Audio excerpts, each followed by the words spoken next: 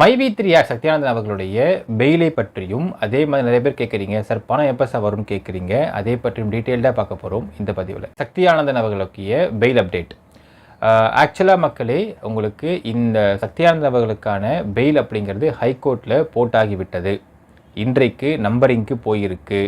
அநேகமாக மண்டே அது லிஸ்டிங்க்கு வந்துன்னு நினைக்கலாம், எதிர்பார்க்கலாம். ஒன்று லிஸ்டிங்க்கு மண்டே செவ்வாய்க்கிழமை ஹியரிங் வரலாம், இல்லை செவ்வாய்க்கிழமை லிஸ்டிங்க்கு புதன்கிழமை ஹியரிங் வரலாம். பட் எனிவேஸ் புதன் வியாழனுக்குள்ளே சக்தியானந்தன் அவர்களுடைய பெயில் அப்படிங்கிறது ஹைகோர்ட்டில் ஹியரிங்க்கு வந்துவிடும். First point. செகண்ட் பாயிண்ட்டு, இந்த முறை பெயில் அப்படிங்கிறது உங்களுக்கு மெரிட்டோட இது போயிருக்கு அப்படிங்கிறதுனால கண்டிப்பாக இதை பாசிட்டிவாக எதிர்பார்க்கலாம் அப்படிங்கிறத இன்னொரு விஷயம் இங்கே பகிர்ந்துக்கிறோம். மூணாவது விஷயம் பார்த்தீங்கன்னா, பல பேர் கேட்குறீங்க, சார் பணம் எப்போ சார் வரும் கேட்குறீங்க. ஒரு லாஜிக்காக சொல்கிற மக்களே, உங்களுடைய பணத்தை உங்கள் கம்பெனி எம்டி தான் கொடுக்க முடியும். உங்கள் கம்பெனி எம்டி டூர் போயில்லை, ஜெயில் போயிருக்கார். ஸோ அவர் பெயிலில் வெளிவந்ததற்கு பிறகு, அவர் ஃபஸ்ட்டு பெயிலில் வெளியே வருவார். வெளிவந்ததுக்கு பிறகு ஒரு வார காலம் ஆகும். ரிட்டர்ன் ஆஃப் ப்ராப்பர்ட்டி ஒன்று போடுவாங்க. ஏன்னால் நம்ம ஆல்ரெடி சொல்லியிருக்கிறோம், இந்த கம்பெனிக்கு என்னென்ன விதமான ப்ராப்பர்ட்டிஸ் அண்டு டீட்டெயில்ஸ் டேட்டா இருக்குது அப்படிங்கிறத அட்டாச் பண்ணியிருப்பாங்க கோர்ட்டில்.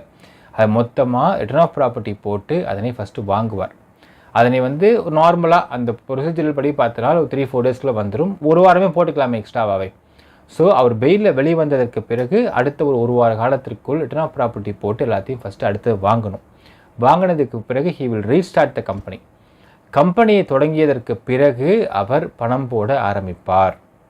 ஏன்னால் இவ்வளவு போராட்டத்தையும் நடத்தினது அப்படிங்கிறது கம்பெனியை ரன் பண்ணுறதுக்காக மட்டும்தானே தவிர கம்பெனி இழுத்து மூட்டு போகிறது கிடையாது.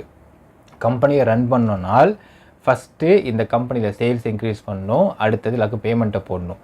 கம்பெனி ரன் பண்ணுறதுனா ஆட்டோமேட்டிக்காக பே அவுட் போடுறதும் அதுக்குள்ளே அடங்கிடும். ஸோ உங்கள் எம்டி வெளியே வந்ததுக்கு பிறகு தான் அவரால் அடுத்த ஒரு வார காலத்துக்குள்ள ப்ராப்பர்ட்டி போட்டு எல்லாத்தையும் வாங்கிட்டு அடுத்தது அந்த பே அவுட் அப்படிங்கிற ஆப்ஷனுக்குள்ளே அவர் போகவே முடியும். இதுதான் கிரவுண்ட் ரியாலிட்டி மக்களே. உங்கள் எம்டி அடுத்த வாரம் நடக்கக்கூடிய உங்கள் கம்பெனிக்கான ஒரு பாசிட்டிவான விஷயம் அடுத்த வாரம் நடக்க போகிறீங்க, நீங்கள் கண்கூடாக பார்க்க போகிறீங்க மக்களே. ஆங்கிலத்தை பழமொழி ஒன்று சொல்லுவாங்க, ஆக்ஷன்ஸ் ஸ்பீக் லவுடர் தென் வேர்ட்ஸ் அப்படின்னு சொல்லுவாங்க. ஸோ இந்த இடத்துல ஆக்ஷன்ஸ் அடுத்த வாரம் நீங்கள் பார்க்க போகிறீங்க. நாம் சொல்வதை விட நீங்கள் கண்கூடாக நீங்கள் பார்க்கும்போது நீங்கள் புரிந்து கொள்ளலாம் மக்களே. அண்ட் எல்லாத்துக்கும் மேலே இந்த கம்பெனியுடைய ஒரு செகண்ட் இன்னிங்ஸ் அப்படிங்கிறது உங்கள் எம்டி வெளியே வந்ததுக்கு பிறகு ஆரம்பிக்கிறதா இருக்குது. செகண்ட் இன்னிங்ஸையும் அது வளர்ச்சியும் நீங்கள் கண்டிப்பாக பார்ப்பீர்கள்.